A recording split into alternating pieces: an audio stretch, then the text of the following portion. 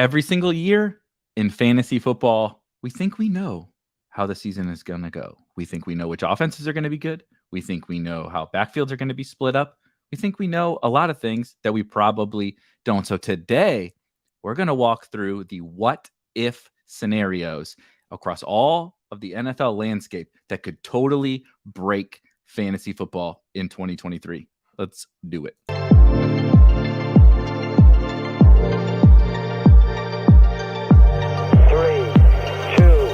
1, liftoff.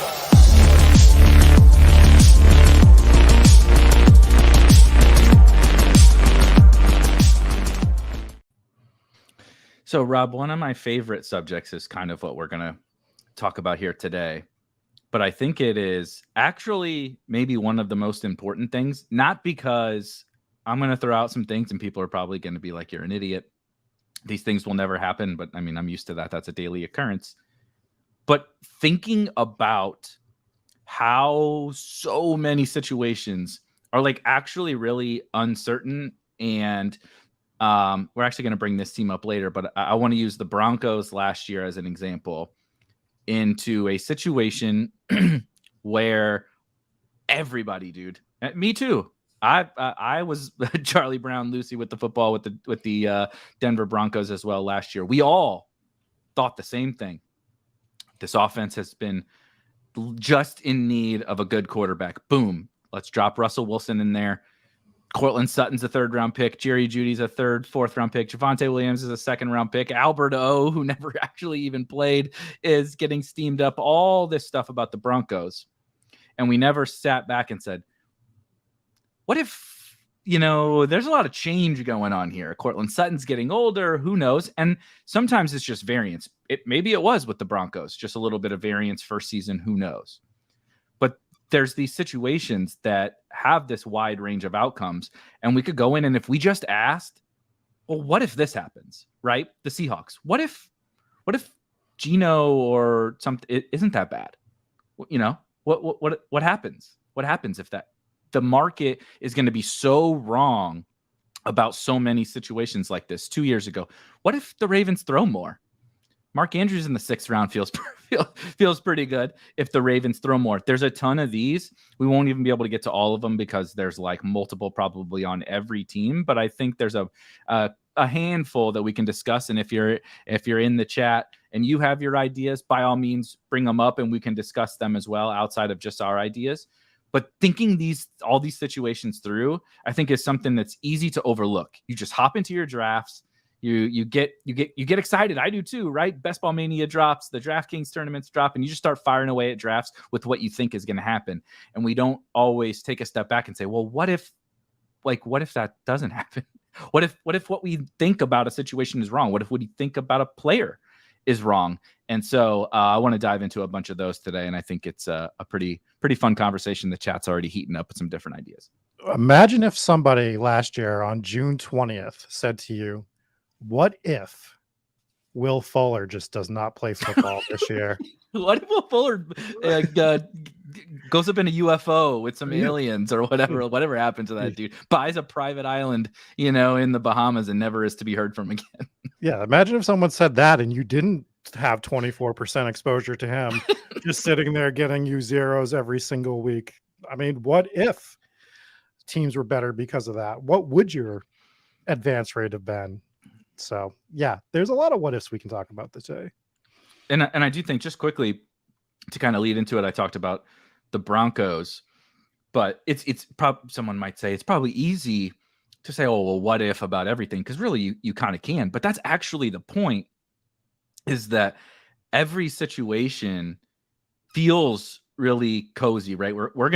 It's still only mid to late June. We're going to get into August and into September, and everything's really going to feel certain then. But even then, when we get later in the off season, what we think is going to happen in almost all of these situations is not going to happen. And sometimes we were just flat out wrong, like the Broncos. I think we were all just wrong. Russ is maybe getting worse. Who knows? The situation, maybe those receivers aren't as good as we thought. Certainly Nathaniel Hackett is not good at his job. we're kind of doing that again with the Jets now. And we're writing off some similar situations that haven't worked, but it happens, right? Mark Andrews, Cooper Kupp, and Robert Woods. I'm trying to think, there's just so many. The Josh Jacobs last year. What if we're wrong about Josh Jacobs, right? And again, this is mid-June, so it's easy to speculate on lots of things that may feel more certain later. But the peak of Josh Jacobs' FUD was actually during the preseason. That is great. That is exactly what my dogs do all the time. I made sure it's hot and humid as shit here, and so maybe it's a little bit of a negative thing. I shouldn't even be saying it, but we went on 2 long walks today. So these dudes are over here zonked the hell out, so they won't be doing flips behind me for once on a show. But like, think about Josh Jacobs, man. Like, this was a first round pick in the real NFL draft. It had previously been going as like a 1-2 turn fantasy pick on an offense that now has Devontae Adams, has Zamir White, who like basically never caught a pass in college, and Brandon Bolden and Amir Abdullah behind him. It really feels bad looking back on it now, but we were all concerned. New coaching staff didn't pick up the 5th-year option. Not we all. I don't want to be included in that group. Okay. I had like 25% Josh Jacobs last year. A lot of people were concerned, given by the fact that he went from like a 4th-round pick to like a fucking 8th round pick, because nobody, the zero RB bros, myself included, weren't drafting Josh Jacobs. And then you even get to the preseason, right? And you say, oh my God, he's playing in the Hall of Fame game. Like, this has got to be a disaster. And guess what? If we had just said, what if this shit doesn't matter? What if the fact that Brandon Bolden is his competition, maybe that matters more than anything else? And so there's just so many of these situations, and we'll head into the season. But why I want to bring this up and talk about it, last point is, these are the situations where you win. These are the situations, like I said, that break fantasy football. Josh Jacobs broke fantasy football because he had the upside of a 1st-round pick running back falling to the seventh round or whatever on underdog, right? Mark Andrews, one of the best target earners on a per route basis, one of the best, if not the best tight end in the NFL, going in the 6th round because, the Ravens just aren't going to throw enough. No way. Ravens can't throw enough. Poof. Next thing you know, the Ravens are, and Lamar wasn't even playing. Things change and it breaks the season. We look back and we're just like, oh my God, right? Deebo Samuel stays healthy and plays running back. Like, these things just break the whole year. We look back on, and then you're like, who is this year's Mark Andrews? Who is this year's Josh Jacobs? And the answer is no one, but we do that exercise because it shapes the whole season. These what if scenarios, whether they break one way or the other, it shapes the whole fantasy season. What if Erik Beimfohr breaks his mic in the middle of the show? We may not make it through we'll make it 10 minutes into the what if show. But you can go ahead, and then before we start, we can start with some of the chat. So there's a lot of good ones in here. Well, now I'm all thrown off because I wasn't expecting to start, but if we're going with what ifs, right?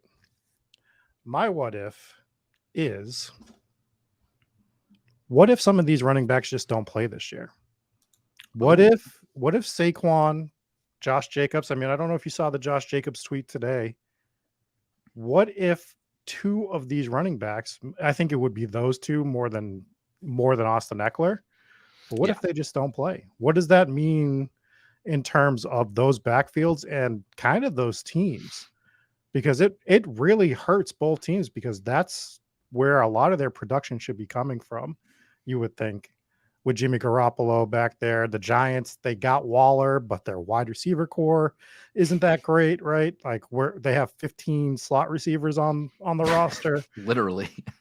Like, and we're trying to figure out what they're going to do there. So Saquon, I know we didn't think he was going to lead the team in targets again this year, but that doesn't mean he wasn't going to be a big part of the passing, obviously part of the running game, right? Like, he's going to have a huge line share of that, but also he is a big part of that passing game. Even if he doesn't lead them in targets. So what does that do to the entire dynamic of the New York Giants? And if they don't play for them, what if they do get traded? I don't know if that's a possibility, but it's got to be on the table. In some degree, it feels like more so for Jacobs. But if they sit out, I think it kills their career, much like Le'Veon Bell. I don't think either of these guys can afford to sit out a year, but I think they're ready to. And I think that could really mess up A, our best ball drafts, and B, these offenses to a very, very big degree. Just a quick aside. I went to search Josh Jacobs on Twitter to just pull that up. And the shout out Laffy from our friends at Awesemo, Stochastic or whatever the fuck they changed their name to. What a god awful name, by the way. Dave Lawford, awesome guy in the DFS space. But the first tweet is him tweeting, who is this year's Josh Jacobs. So clearly Josh Jacobs on the mind of a lot of people. But yeah, bad business is what Josh Jacobs tweeted 3 hours ago. I had honestly before today kind of forgotten about the Josh Jacobs contract things because Saquon has been a little bit more top of mind and a little bit more public about his discontent in New York.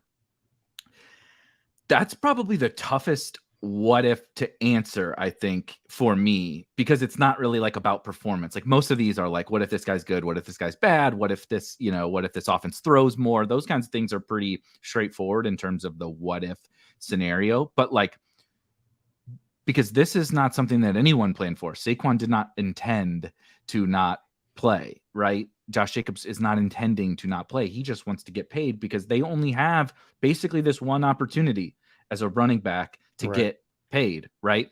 And so on one hand, I want all these guys to get the bag. Look, I respect, I totally get it. On the other hand, the franchise tag is a lot of money, especially for a running back. And I'm not sold that these guys would ever even sit out, but I think we're nearing this sort of inflection point at the running back position where it's very possible.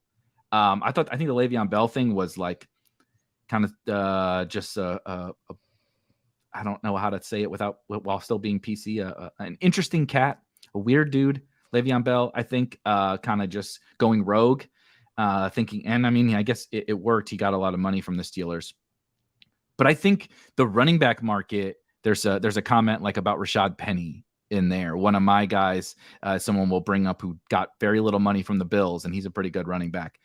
The running back market is nothing. These guys are not getting any money. Look at all these veterans that would have got multi-million-dollar deals before. Lenny, Hunt, Zeke, etc. These guys, Dalvin Cook, they're just getting cast away, and no one wants them because the running back position, the NFL's, it's like the 3-point revolution in the NBA. NFL teams have been like, I can just like Boston Scott can run for 100 yards and 2 touchdowns. Like, why do I need to pay, Miles Sanders $10 million or whatever? Clearly, I don't need to do that. So teams are figuring this out, but these players, they have their lives and their families and everything to worry about.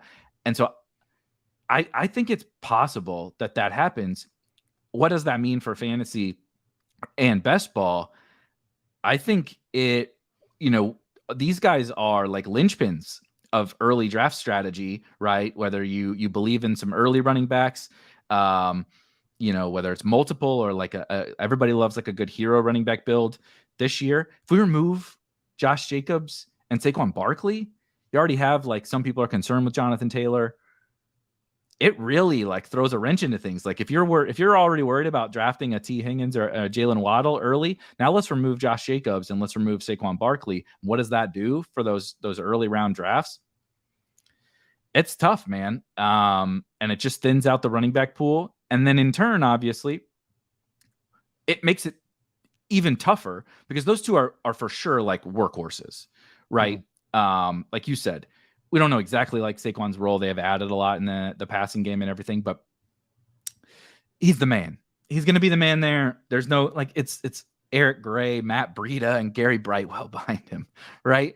Josh Jacobs has the same dudes behind him as he had before. Maybe Zamir is a little bit better, but he's not going to take a lot from Josh Jacobs. If we remove them, it's like you tell me, Matt Breida, Eric Gray, Gary Brightwell. I don't fucking know. Right? Zamir White, Amir Abdullah, Brandon Bolden. I mean, sure, I guess Zamir White, but then it's like a committee type situation. You would win on taking shots on a Zamir White, Eric Gray, Matt Breida, I guess. But it would be this shakeup to where there's still so much uncertainty, right? It's one thing where if Najee goes down, we know Jaylen Warren, right, is just poof, insert Jaylen Warren, he's a smash. Even in this scenario, the what if is like, I mean, I would be very happy if I had Zamir White, but would I feel like stone cold certainty that like Zamir White is a smash? Not really. So it's probably one of the more polarizing what ifs because it would be an unprecedented situation happening. We'd be removing two of the best fantasy assets in the league, but then we would also not have like a certain situation behind it. And also, running backs don't really matter, but I think Saquon matters a little bit more than the average guy. Josh Jacobs probably mattered last year a little bit more than the average guy. Like, I don't think Matt Breida is able to do what Saquon can do. And so what does that mean for the Giants? What does that mean for a Vegas offense that you and I particularly have already been concerned about with Jimmy G in there and fucking Jacoby Myers and these guys? I think it could be just like outright disaster. All around, right? If you drafted Jacobs and Saquon, it's a disaster. And even if you got Zamir or Eric Gray or something, it's a win, but it's probably not a win like Alexander Madison's a win now that Dalvin is gone. You know what I mean? And I also want you to open your third eye for a second, because not only does it mean that Saquon and Josh Jacobs wouldn't be playing, now you're opening up potentially roster spots for some of these running backs that we've been sitting here that you brought up, like Leonard Fournette and Zeke and everything. And if the Raiders or the Giants, specifically the Raiders, are just like, this is kind of a toss away year, we just need to get somebody in here to get some volume. Good point. Like Leonard Fournette shows up there, you've been drafting him in the 16th, 17th round. It doesn't kill your team, but you're like, that's not where I wanted him to go. I wanted him to go to the Chargers and get some of the work there at the Chargers, or maybe be the second guy to Tony Pollard in Dallas. And you can say that for Dalvin Cook. I mean, Dalvin Cook to the Raiders. Like, not that I've drafted Dalvin Cook, so like good for me, but what a travesty for the people that drafted Dalvin Cook, right? Yeah, so, you're hoping for the Dolphins or the Chiefs or you're hoping for the high powered offense, and you get the Jimmy G Raiders who might be tanking later in the year. And then if you're lucky, you might get Brian Hoyer as the quarterback. And then you're just like, oh my God, why am I watching this XFL game? Yeah, at least they could have kept Jarrett Stidham, and then we would at least be able to like sit here and have a conversation about like maybe Stidham's good enough to hang around. This is actually ourselves that lie. We could have, yeah, exactly. Like I tell myself lies all the time. Like, oh yeah, Trey Lance is the starting quarterback for the 49ers. I told myself that lie for 2 fucking years. I could tell myself a lie about Jarrett Stidham. This is actually a fair point from Lion. On the flip side, right? Jimmy G has been a winner, just like Tim Tebow, big winner. Johnny Manziel won a lot. These guys won. They're winners. Tells you a lot about QB wins. What if, though? We're just talking about the Raiders, so it's a good segue. What if Jimmy G actually has been able to kind of cultivate a way to make teams successful? The fact that he doesn't throw the ball down the field, he only throws the ball over the middle, but he doesn't. And he does make this is the thing that's really hard to make this case. Is you could say this about the guy who like never turns the ball over, or right, the really conservative quarterback. You're like Trent Dilfer with the Ravens, right? He won because he knew how to not turn the ball over. He didn't hurt his team. The problem for Jimmy G in this argument is that he makes tons of disastrous throws. So many. It's like he does. He executes the Kyle Shanahan like crossing routes, like right play action, get the ball out really quick to Debo, Kittle, Ayuk, whatever. He's really good at that. There's no doubting that. I don't believe.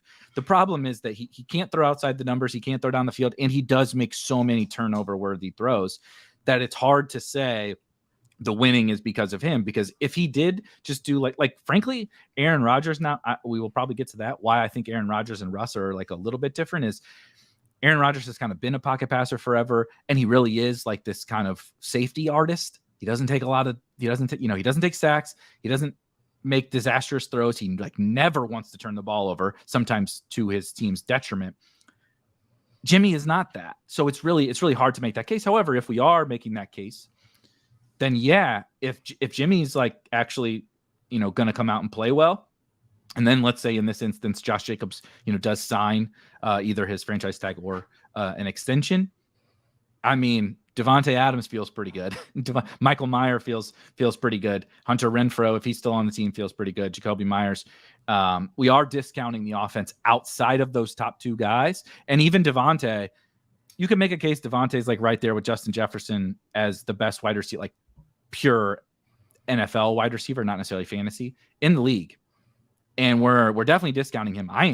I'm discounting him because of what I perceive the situation to be. But what if I'm wrong and Jimmy is able to get the ball to Devontae Adams and Devontae's still the same player? Then I do think he's like, I don't think Diggs and AJ Brown are better than him. Like if Derek Carr were still there, or if he went, if he was still with Rodgers, he'd be going ahead of those guys. But we're discounting him because of Jimmy. First thing, 2 points. The Jimmy Garoppolo thing, especially the year he went to the Super Bowl, I've never jumped up off my couch so many times and said he can't keep getting away with this.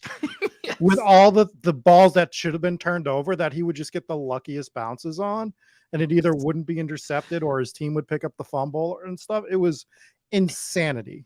Like, I was losing my mind. And I don't even actively root against the 49ers or anything. It just I don't. I only root against Jimmy. It just blew my mind. I kind of like the 49ers, but I fucking hate Jimmy Garoppolo. Yeah, same. Second point, to go off of something that you said, I had the show with Daigle last night, and he kind of made the point that Renfro is like almost a guarantee to be cut. So what if Renfro is cut? Are we undervaluing his draft spot? Because we've done this with players this year already, right? Where we talked about the Jaylen Warren thing, who is starting to rocket up boards right now. Like he had more positive camp news. You're going to start seeing this dude probably go up around that Devin A. Chain, Damian Harris spot really relatively soon. We did this with Alexander Madison, and we're sitting here going, you idiots, you should have been drafting him for a month now. Yep. Are we missing the boat? What if we're missing the boat on Hunter Renfro, getting him? Because if he gets let go, where is he going to go? He's going to go to a team that absolutely needs him, right? He's not going to probably some garbage ass team or anything like that. He'll go to, I don't know, the Saints or something where he'll be productive with Derek Carr. Right. When Michael Thomas is out for the season again, he's going to be the slot receiver for the Saints.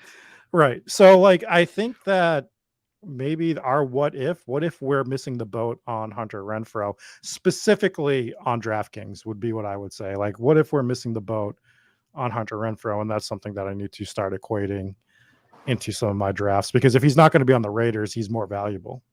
Yeah, I went on, speaking of Daigle, 4 for 4s. It's been 2 or 3 weeks. They have a fantasy happy hour on Thursdays, I think it is. But both he and Hayden were on there. So was Karain. And towards the end of the draft, they mentioned that both Hayden and Daigle talked about the Hunter Renfro. Like, they're like really certain he's going to be cut. And I admit that I hadn't looked that deeply into it before they had mentioned that. And so I've been scooping him in some drafts. The worst thing that happens is he is still the slot receiver for the Raiders. Like, that's so okay. It's not awesome, but he goes at like almost like pick 190. He's like a borderline last round wide receiver. He's right. Like Juju goes at like pick 100. Hunter Renfro is fucking better than Juju, and like the Patriots offense sucks too. So like, I like that one, and I agree. Like we do this. We're doing this for Madison and Dalvin and all these guys, wish casting them. DeAndre Hopkins, we're wish casting this dude to a good offense, and he got cut and he rose in ADP because everybody wanted him to go to the Chiefs. Now they're going to get punished because he's going to go to the fucking Patriots, and but we won't boost up Hunter Renfro. Yeah, here's a good segue from Stephanie. She says, "What happens when DeAndre Hopkins goes to the Titans?" So let's talk about DeAndre Hopkins. What if all indications are that he's going to the Patriots and probably the Titans as the second option amongst those two? What does that mean for DeAndre Hopkins, and what does that mean for either of those two teams? I think what it means more so is we're not going to get our 16th, 17th round Mac Jones anymore, which kind of sucks. Yeah. And I think maybe not that you should be doing it every draft, but maybe we should be getting that stack now. Maybe we should be getting some Mac Jones, DeAndre Hopkins. The problem with Hopkins is I don't think it matters where he goes. We're already drafting him at his ceiling for the most part. What's he going to move up 6 spots at most at this point? So that's kind of the problem. If he goes to the Titans, I think he drops actually. I think he moves down maybe 6 spots, but it's all relative at that point to me within that. It's not a first round pick, it's a third round pick, right? It's, that's where you're getting him. So at that point, it's just all kind of relative. If he goes to the Patriots, he's probably getting drafted where he's supposed to, but I just think it shows that the Patriots, we've already talked that they're going to be a better offense than they were last year. Doesn't mean that they're going to be great or top 5 or anything like that, but they getting Bill O'Brien, who I don't love, is still a massive upgrade. Yeah. He's already familiar with DeAndre Hopkins. Clearly, from what they're saying, there's no turmoil there like everyone thought there was. So I guess they're all fine. What if DeAndre Hopkins goes to the Patriots? Then everybody who said there was no chance he was going to the Patriots because of this animosity with Bill O'Brien needs to go take a fucking L and realize you don't know anything. None of us do. And it was a reasonable take. Like, oh, he's not gonna go there because him and Bill O'Brien have beef. But guess what? We don't know shit. None of that stuff matters. And he's gonna go where people are gonna pay him. He'll suck it up and deal with Bill O'Brien if he gets 15 or 20 million from them when nobody else is offering it. But it helps everybody on that offense. It helps Mac Jones, obviously, specifically. I think it helps Ramondre a ton too. Like it helps, like it makes me feel real good about my Ramondre bags if he goes there, because it shows that they're trying to win. I mean, I know that they're already trying to win. It's Bill Belichick, it's the Patriots. It's not quite what it used to be, but they haven't shown that they're rebuilding. So they're going to try to pump the gas, hit the gas pedal, and do some stuff this year. So I think it shows that we were undervaluing the Patriots all along, and you're going to see them start rising up draft boards. So get them now, because he's talking about probably signing right at the beginning of camp. So you got a few weeks to start getting him. And then on the flip side with the Titans, I would feel similarly. It would be. I don't mean similarly how I would feel about DeAndre Hopkins or the situation, whatever. But in terms of right now, the assumption is the Titans are terrible, and I do think they're terrible, and they're probably not going to be playing for anything later in the year, which we might be a little bit wrong about that. All they got to do, that division's so bad, all they got to do is sneak a few wins. They got to take care of the Colts and take care of the Texans. God forbid they steal one from the Jags, and the next thing you know, the late season games are going to matter for them. But if they were to pick up DeAndre Hopkins, it would just mean that this team kind of is who we thought they were. They're not willing to tank. They're not willing to lose. They don't care that they just drafted Will. They were value hounds with Will Levis. They were like, we had him as a first round pick. Tannehill's probably going to be gone. We're just going to take this guy. Clearly the Malik Willis thing, didn't work. And I don't think it's in Mike Vrabel's DNA to punt off a season. I don't think that's what he wants to do. And so it's kind of like the Lions. The Lions probably should have been tanking. I know that they, didn't have like amazing record for the last 2 years, but they never stopped trying to win games. And I feel like Mike Vrabel is the same way. He benched Malik Willis for Josh Dobbs because Malik Willis was so bad. Like if they wanted to lose, they should have just played Malik Willis because he was that bad. But I don't think it's in his DNA. So it would mean to me similar thing. They're really going for it. Trying to win. Which means that Tannehill probably has a longer leash this season. Yep.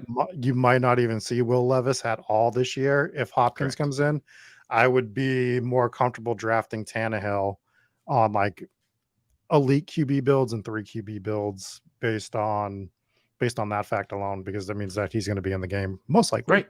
And now if you think about it with Tannehill, if Nuke ends up there, I mean, I think it's getting close to over for Derrick Henry, but still Derrick Henry in the backfield. They drafted Tyjae Spears, who's a pretty explosive young third-round running back. You have Treylon Burks, pretty talented, exciting young second-year first-round pick wide receiver. You have Chig Okonkwo at tight end, exciting young tight end. Now you put DeAndre Hopkins on the other side. It's really not that together. That's really not that bad, certainly to be better than the Colts and the Texans. They can compete with those guys. Plus their defense is getting worse. The pass defense has been horrid. For fantasy, It might not be too bad. It would be the freaking Kmart version of when they had AJ Brown and Julio, Treylon Burks and DeAndre Hopkins, right? Treylon Burks is the young AJ Brown, and Nuke is Julio Jones. Before we get into a handful of these that I got, let's just quickly run through some of the stuff in the chat. I agree with Josh. Smash the like. Hacker says, what if Hackett is an idiot? I don't feel like this is a what if. I feel like this is like it has been written. We know. It doesn't matter though, right? Because Aaron Rodgers is actually the OC on that team. Yeah, even Hackett hasn't been able to completely ruin Aaron Rodgers. Shout out Het 711. I don't know if I've seen your name in here, and maybe I just wasn't on the show, but he says, what if you run back the Hot Ones episode that Rob and I did last year? For those that don't know, Rob and I did a draft where we had to, if you have not seen the show Hot Ones, you progressively eat a hotter hot wing as the show goes on. We progressively ate hotter hot wings while we drafted a fantasy football team.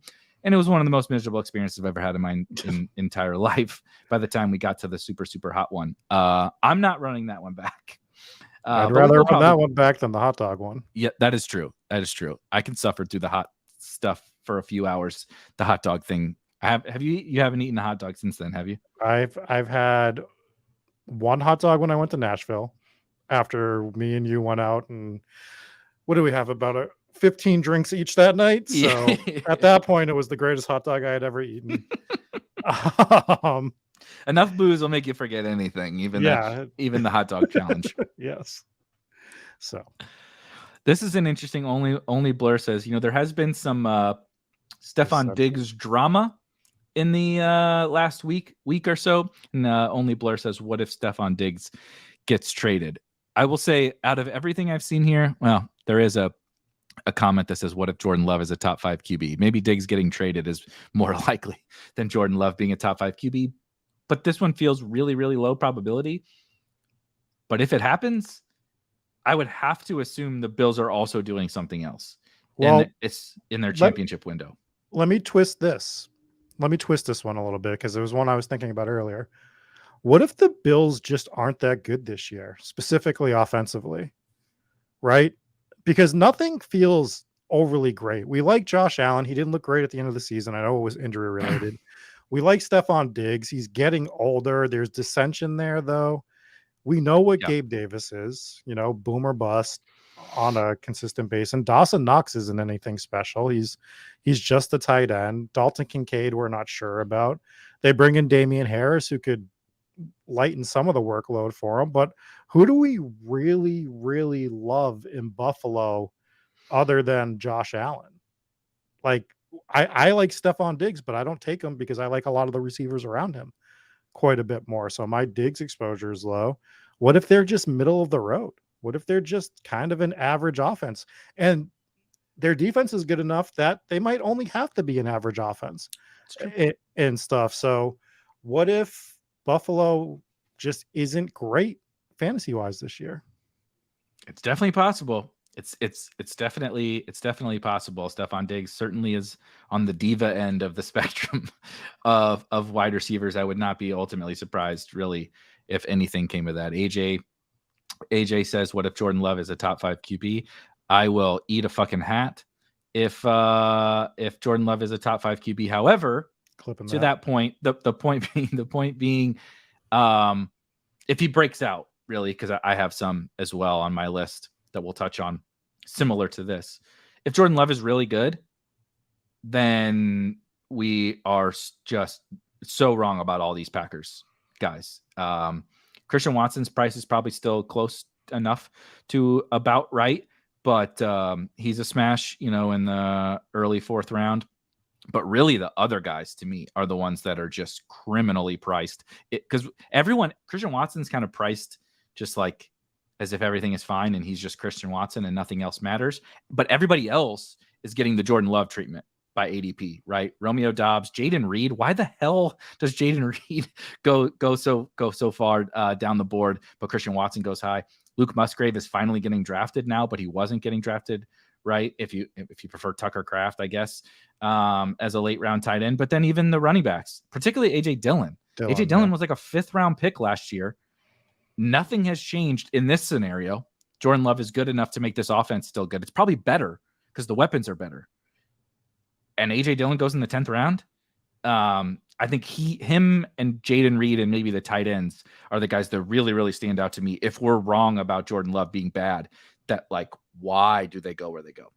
Yeah, I have quite a bit of AJ Dillon. So I think Jordan Love, look, we don't know. Like anyone that tells you they know what Jordan Love's going to be this year is absolutely just speculating. I think there's a scenario where he's just a middle of the road quarterback, which is fine, right? So that's kind of the way I'm treating the Packers, where they could be a top 20 offense. And I think that's fairly reasonable. I think they're going to be a little bit, their pace is going to be picked up a little bit more than it was last year. They're probably going to get slower with Clayboy back there running the clock down every snap. So I think that there's some upside to them. I'm not going crazy drafting them, but I'm taking me some AJ Dillon. I'm taking Christian Watson here and there. I've been taking Jaden Reed, Musgraves on a lot of my 3 tight end. Well, some of my 3 tight end mids. I don't want to say a lot, but yeah, I think they're going to be. I think it's a what if they're decent, not what if they have a top 5 quarterback, but what if they're decent. Gonna try to hit some of these. You guys are posting a lot of really good ones, which is actually kind of good because I didn't want it to just be me reading off my list the whole time. This is an interesting one from Josh. Again, similar to the Jordan Love thing, it's a little bit of hyperbole and exaggerated, but point being, Josh says, what if Travis Kelce just becomes just a guy? And I think we could take this actually a couple different ways. What if Travis Kelce at his age starts to get worse, which we clearly saw no signs of that last year, but the shit just happens fast, right? You get old, your body breaks down, right? It happened to Gronk. The back goes. The next thing you know, one of the greatest tight ends of all time, if not the greatest, is just not the same player anymore. Just a blocker at that point. Yeah, if that happens to Travis Kelce, a little bit of a goal line guy because Gronk is fucking 6'7", 290 or whatever. Yeah. But Kelce is a much more finesse player. Gronk could still like hang around because he's just a monster of a man.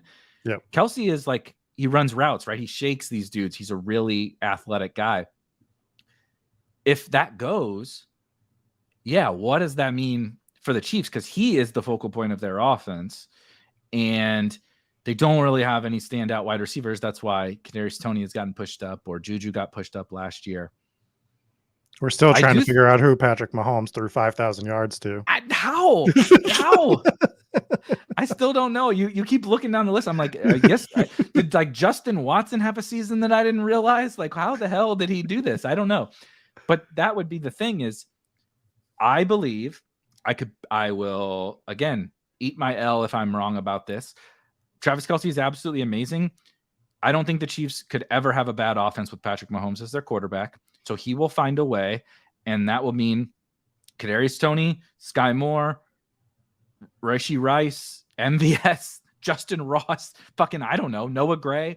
Some or multiple of those other guys will become fantasy smashes if Travis Kelce is not Travis Kelce anymore.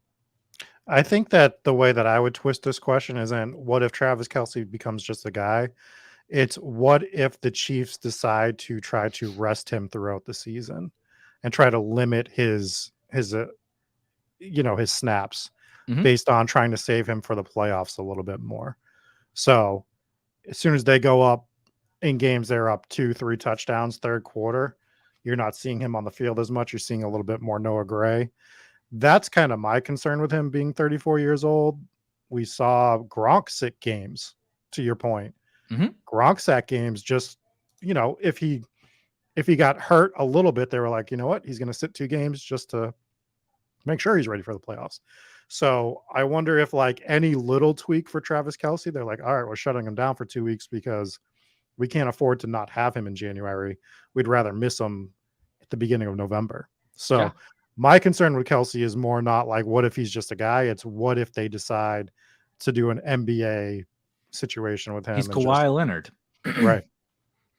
And that's kind of what's good about this particular conversation, not just Travis Kelce, is the question is, what happens if Travis Kelce isn't the same player anymore. But you can extrapolate that to what if Travis Kelce gets hurt? What if, like you said, what if they're resting Travis Kelce a little bit? What if, you can extrapolate it to a ton of other situations and see, like, I don't know, if we combine a Travis Kelce injury and a Travis Kelce regression and Travis Kelce rest, the probability of one of those three things happening is actually probably reasonably high. 10, 20, 25%. I don't know, 30. I'm not an injury expert, but like, it's probably reasonably high that happens, which in turn means, I know that the narrative is like, oh, last year it didn't matter. The Chiefs wide receivers didn't do anything, but like, that's not the full picture. One of them could still do something. Somebody could emerge this year, or Mahomes could actually not miss MVS on every deep ball. That would be fucking sweet for once. And like, something could happen to Travis Kelce. So there's a lot going on, I think, with the Chiefs. Zach says, what if the 49ers actually have a QB stay healthy? Yeah, particularly, I assume, meaning Brock Purdy comes back and is healthy. They're going to be awesome on offense. I don't really have much else to say. That offense, you can't get better than Deebo Samuel, Brandon Ayuk, George Kittle, and Christian McCaffrey with a awesome offensive line, or at least a good offense, and Kyle Shanahan calling the plays. Doesn't get better. To your point, you brought this up earlier. That means that the 49ers are actually criminally underdrafted if that happens, like as a whole. Yep. Because Debo's McCaffrey's the highest one because he's like the third overall pick on the majority of sites right now. But Debo's like third round, Kittle's fifth, sixth round, Ayuk's in that like sixth, seventh round range. So you can get these guys relatively cheap and stack them with their quarterback that's going 15th, 16th round. So what if is they're criminally under owned, and by myself too, because I missed the boat on the 49ers quite a bit. So it's another probably leak in my game right now. What's really interesting about like a lot of these, that this was not my intention. Well, we'll get to one of mine in a second, which was kind of my intention. All of these what if scenarios that we've kind of outlined here. What if DeAndre Hopkins lands on the Patriots or the Titans? What if Brock Purdy is healthy? What if, Jordan Love is pretty good? You could, we won't get to this one probably, but like Kenny Pickett goes in a kind of relatively similar range to Jordan Love and was a first round pick. And we're just like with pretty good weapons, and he goes really late. What if these guys are good, or what if they're healthy? They're all late round quarterbacks. The story here is like, I don't know. There's a lot of these late round quarterbacks that we can tell ourselves a story. What if they're actually really not that bad? Or what if Purdy's just healthy? Or what if I'll just what if Sam Howell is good? Mm-hmm. Sam Howell, Kenny Pickett, pick your late round quarterback, dude. Jordan Love. What if those guys are actually good? What if Ryan Tannehill plays the whole season, right? What if they get DeAndre Hopkins and Ryan Tannehill plays the whole season? I think there's so many late round quarterbacks that we can do this song and dance with, that I'm not saying build your whole strategy around late round quarterback, because I probably would, even though I hate the prices on the elite guys. I know you're the big Mahomes guy. I wouldn't want to go in with zero Mahomes. Like I don't want to invest thousands of dollars. Oh, we're not start week. I don't want to invest thousands of dollars start week one and be like, yeah, I'm not gonna have any of that, the greatest quarterback of all time or Jalen Hurts or whatever. But that could mean you can invest in the elite quarterback and then go to this tier and be like, I'm just going to mix through Love, Pickett, Howell, Mac Jones, Tannehill, Purdy, or whatever, and be like, because we can do this what if game for them, about all of them. And just like on that team, if you get the what if right on that one, now you got two smashes at quarterback, right? Brock Purdy plus Patrick Mahomes. That feels pretty good, right? If Brock Purdy is healthy and a hit. If Sam Howell is what I'm hoping relaying for. My strategies here, Eric. But that's the whole what if game is like, well, we do think elite quarterbacks are overpriced, but if we can mitigate that a little bit with this massive tier of pretty high upside late round quarterbacks, I think that's a way that we can have our cake and eat it too. Yeah. I mean, we're going to have this discussion again, but we know they're overpriced theoretically, but the price is the price. And we'll have that discussion another day. But when the price is the price, you have to deal with it. when gas prices are what they are, you can't just go, well, you know what? I'm not going to get gas today because I'm fucking walking I'm Yeah. What are you going to walk? You're not going to 20 get miles food? to downtown St. Louis. That's what I'm going to go Yeah. do. So, I mean, the price is the price. We'll talk about that another day, but For sure. All right. So I actually don't really want to do the Sam Howell bit, but he fit into, so that's my Sam Howell. If he's actually good, is the same story as Kenny Pickett. I actually, him and Kenny Pickett seem fairly similar to me. I know Pickett was a first round pick and doesn't have any like playing time concerns or whatever, but like Howell was a rusher. He has Eric Bieniemy as his offensive coordinator. He has Terry McLaurin and Jahan Dotson and Curtis Samuel and Antonio Gibson and Brian Robinson and a good offensive line. And I think Logan Thomas is competent. He's not anything special, but he's competent. He's been good in the past. And if that guy is good, right, that's different than Mac Jones. We're like, yeah, we just hope that they go back to what they were 2 years ago, but he doesn't really have great weapons no matter how we slice and dice this whole thing. Sam Howell has great weapons. Kenny Pickett has good weapons. Like, we don't have to worry about that for those guys, right? Jordan Love, actually, I kind of have grown into the Packers' weapons a little bit more as the offseason has gone on. These guys they just got dropped into the perfect situation. Now, what if they're good? What if they're Russell Wilson? This is what happened with Brock Purdy. We literally just did this with Brock Purdy. Jimmy G sucks and or gets hurt. Trey Lance sucks and or gets hurt.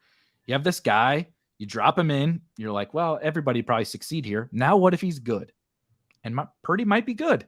He might actually be good. And you get an awesome fantasy asset. Remember the playoff best ball draft? Purdy was going in like the fucking second round of playoff best ball drafts. Like before like Burrow and Josh Allen and stuff. I know it was playoffs a little bit different. But like, that's what happens when you get a guy in a good situation and then he's also good. You get a stone cold fantasy smash.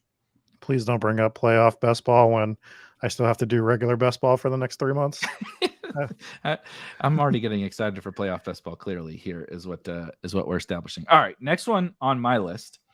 I had the Josh Allen and the Bills one on there, which we also already touched on.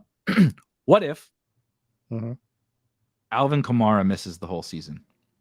What does that mean for the Saints and the Saints backfield and anything altogether?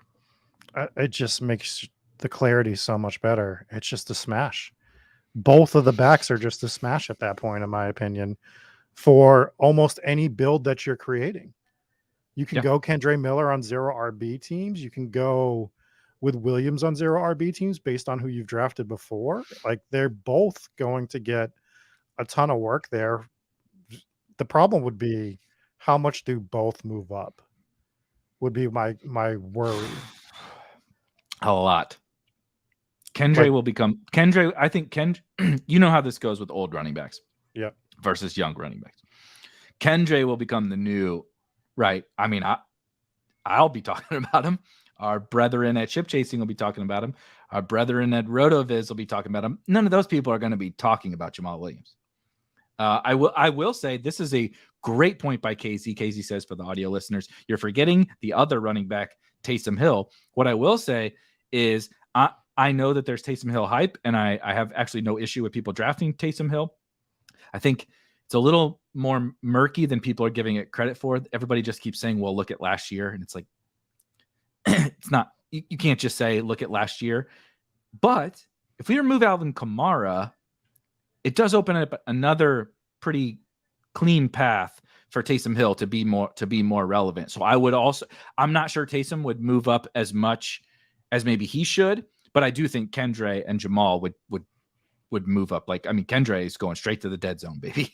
Kendre is going straight to the 5th round or something. Yeah, he's going to be probably around Swift, I would think, right? You would put before, I think he'd even go before. But the only reason he wouldn't, is because people are very cognizant now of, this guy used to go in the 12th round. I don't want to take him in the 5th. But if people were just saying, I'm setting my new rankings, yeah, he's like Aaron Jones or something like that in the maybe 60 overall, right? Like, why is he different than like Dameon Pierce and Miles Sanders and those guys? He's probably somewhere around there. And then Jamal's David Montgomery. Yeah. So it's like Gibbs and Montgomery type of a situation. Yeah, that's fair. What if Jamar Chase plays every game this year and isn't out for 5 like he was last year? Because if he doesn't miss 5 games last year, you know what? He probably outscores Justin Jefferson. I just want to put that out there. So that's a great question. Jamar Chase might be, I don't know. I don't want to do the whole, is he the best? I'll leave that for Skip Bayless and Stephen A. Smith and all those guys figuring out, right, who's the best amongst the best wide receivers. It's tough because Jamar Chase has proven, I shouldn't say proven, has so far to this point, from a fantasy perspective, been the highest weekly upside player that exists at wide receiver. He's not the best and most consistent player. That is definitely Jefferson and Kupp, and it used to be Devontae. Maybe, who knows? Maybe it'll still be Devontae. Those guys are just every week, dude. 12 targets, 15 PPR points, just fucking lock it in. You know what I mean? Chase has a lot more fluctuation in his game, but he's got 50 in his bag every time. And I'm not saying those other guys don't, but they play different. They just play in different offenses. They play a little bit of a different style. The problem is he doesn't have that level of consistency. So like, how do you compare that to Jefferson, Kupp, etc.? I really struggle with that. I take Chase because it's just stupid. I'm not going to not take Jamar Chase, right? Even though I really like the other wide receivers. But like, how do you kind of decipher between those elite guys? Like you said, if Chase plays every season, do you think, or every game, will he actually be more valuable than Justin Jefferson? Or like, I don't know how to process that one really. Well, they're so close, right? So if we look at last year, full point PPR, Justin Jefferson had 368 points and Jamar Chase had 242. So that's a 126 point difference with 5 missing games. So if he averages 25 over those games, they're pretty much the same on PPR. And I'm starting to wonder, what if we're doing what ifs,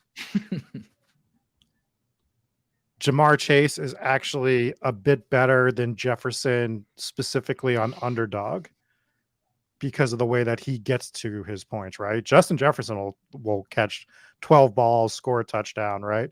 Jamar Chase will score on 1 touchdown. Right, yeah, they run a very different offense, right? If you watch them play, why Chase has these huge games is him and Burrow have a goddamn mind meld, but they run like a little bit more of like college style passing offense. Burrow gets up when he looks really at both him and T. If he has single coverage, they just run a go, and he just throws it to him. And Jamar Chase is so good that he just breaks off corners and 60 yards, knees and elbows, right to the end zone. It's over. Justin Jefferson is unbelievable. This is not a slight on him, but the Bengals play different. Kirk Cousins doesn't do that with Justin Jefferson. And frankly, Jefferson moves around the field a little bit more. Chase moves around, but he's a little bit more stationary on the boundary. And they run tons of just get up and read the defense. And I'm going to let Jamar Chase just cook this guy one-on-one. So that's why he has the 4 touchdown game 2 years ago, because the Chiefs just said, fuck it, we're going to blitz you and we're going to cover Jamar Chase man-to-man one-on-one, and he cooked them 4 times. Yeah. And I'm just looking at the 100-yard receiving games for 2022, and Chase had 4. Again, he missed those 5. Jefferson had 10. Devontae was the next with 8.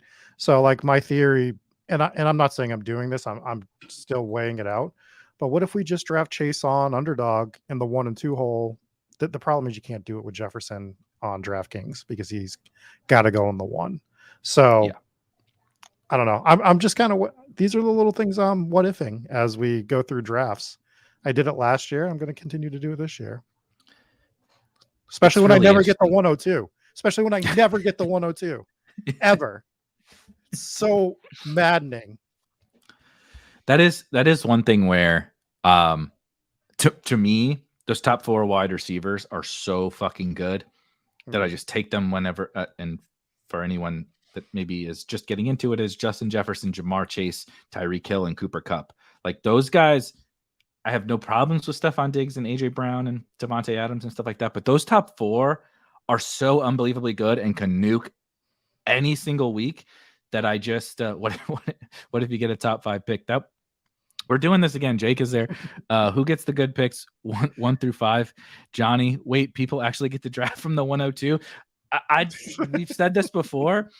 So there's people out there that must just get a top 5 pick every fucking time, because I don't ever. But I did a draft.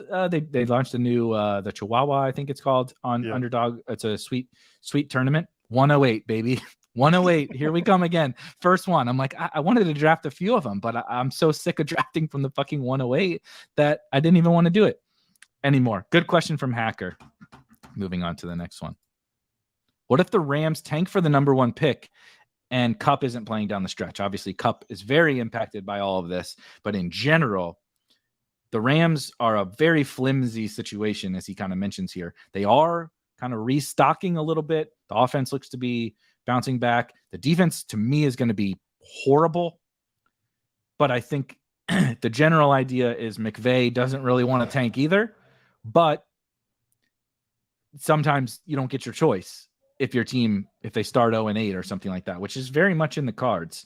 So what happens if the Rams end up starting 0-8? And for anyone that's not familiar with the draft classes, next year's draft class is like a legendary. Caleb Williams is one of the best quarterback prospects ever. There's other good quarterback prospects. There's Marvin Harrison Jr. as a superstar wide receiver prospect. It's a loaded top of the draft class. So teams will think about this once we hit the midpoint of the season, and the Rams are one that it would make sense. What happens for the Rams, who did just sign Sony Michel today again, which is kind of funny. It makes me want to vomit that Marvin Harrison Jr. is about to be in the goddamn league. You know how old that makes me feel? Quite. It is the worst. They should have named him anything else, because then I wouldn't feel so bad. Seriously. Right? Once it's junior, just like why couldn't his name be anything? Just not Marvin Harrison Jr. That's like all these, like when LeBron's son is Bronny is going to college next year, right? And the whole thing is LeBron wants to play with him in the NBA, supposedly. When LeBron's son is in the NBA, I don't know if I can watch anymore, because like that is the LeBron James, like that would, he was our like a second Jordan and all that kind of stuff. Definitely way makes me feel way too old. Is there any last ones we want to hit on this? So first of all, I thought this said, what if the Bears are the nuts this year? This is the last one. We don't need to beat the Bears dead horse, because it has been talked about a little bit throughout the course of this offseason. I certainly have talked about it. But the Bears are one that I'm pretty excited for, actually. And it's because of kind of this what if thing. The whole industry is looking at what the Bears did last year and saying, this is who they are. Even if people are saying, okay, they're probably going to throw a little bit more. All right, they got DJ Moore, better offense, etc. But like, what if the Bears are? It's not just like, oh, they throw more than last year. What if the Bears are like? What if Justin Fields is awesome? Mm-hmm. What if DJ Moore, it continues to be awesome? What if the Bears take a leap and like, I don't know, that's a lot of talent on the offense. Like Justin Fields, a top pick at quarterback, who, by the way, was an incredible passer in college. The knock on him, this is so funny how things change year to year. The knock on him was he didn't run enough in college. Remember before his rookie year when we were talking about him for best ball, it was like, yeah, he's an awesome athlete. He's a goddamn linebacker size and he runs a 4.4, but he really didn't run in college. So like maybe he's not going to run that much. Fast forward 2 years and now it's like, I don't know. He's just never going to throw. He runs too much. Yeah. And so, but what if he's just awesome? And what if DJ Moore's awesome? And what if Chase Claypool isn't this bum that everybody thinks that he is? I mean, he might be. There's been some real bad camp reports on really Chase Claypool. Bad. Really bad. I think he is just a loser. But that means Tyler Scott and Darnell Mooney look pretty good to me. Yeah. I like those two guys. I like Tyler Scott in the last round. I'm actually going to take some more of him. But like, if the offense is good, they loaded up on the offensive line. I mean, they're the cheat code. You can get a Bears stack whenever you want it. You can get any of the Bears running backs whenever you want. You can get Bears every single draft because everyone just assumes they're going to run and they're not going to be good. So if they are good and they do throw, I'm in. I'm going to be trying to take a bit of a stand on the Bears this year. Jake is clearly taking a stand on the Bears. I love it. 50% for pretty much everyone. I hope you've only drafted 2 teams.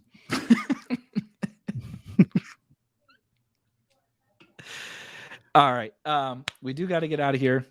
7:00 my time, 8:00 Rob's time. He's got another show to do after this. I did want to hit really quickly. Hey, thank you guys for hanging out. This is a lot of fun. I took a little break this weekend, and so shout out to Rob, shout out to Daigle, shout out to the whole team for chipping in over the course of the last few days while I was out.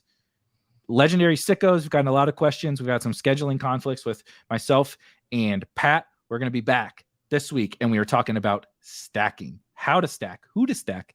When do you like onslaught stack? When do you want to game stack with a week 17 bring back? All things stacking. We're diving into all the nuts and bolts, myself and Karain. And then it should be a 30-minute show, right? Yeah, 100%. 15, 20 minutes. We'll be in and out. Add about 2.5 hours to that total, and we'll be in and out. And then be on the lookout. I got shout out to Rob and Jesse. I'm sure they'll be annoyed with me. I'll be sending a bunch of videos. We're going to be recording tons and tons of videos, getting everything geared up for the summer. I got one coming on my favorite offense to target. I got one coming on just like my guys. And then we'll be polishing up our kind of how to win at best ball series. Just be on the lookout. Subscribe to the channel. You'll get notifications on all of the new videos. Tons and tons of content. Anything from you, Rob, before we get out? Yeah, real quick. We are doing a giveaway this Sunday on the Sunday Morning Sicko Show, which is at 10 a.m. If you want details on how to actually enter that, it's in the Discord. You have to be in the Discord in order to enter it because I need some receipts basically to see that you've done the steps that's required. So go to the giveaway section. It's in there. I'm giving away personally 2 entries into the $10 milli on DK, and if we get over 20 people entering, then I'll give another $10 away so that another person gets an entry into it. So you can get 2 free entries into the $1 million tournament. So if you want, seems pretty good to me. Take you 30 seconds to enter too. So seems pretty good. Oh, sorry. Last thing. Somebody asked in the comments if things are going to be uploaded to the podcast feed. That is totally my fault. It's also our employer's fault. Got a new work computer and some admin fun access issues. I'm trying to make sure I get back into everything and get logged in and all that fun jazz. So I will be, throughout the course of this week, anything that isn't on the audio podcast feed will be on the audio podcast feed over the course of the next couple of days. I don't want to load them all at once. I'll kind of space them out over the course of this week. Cool. That'll do it. Thanks, guys. Have a wonderful, wonderful evening, and we will catch you guys for the rest of the week. Rest of the week. Peace. Peace.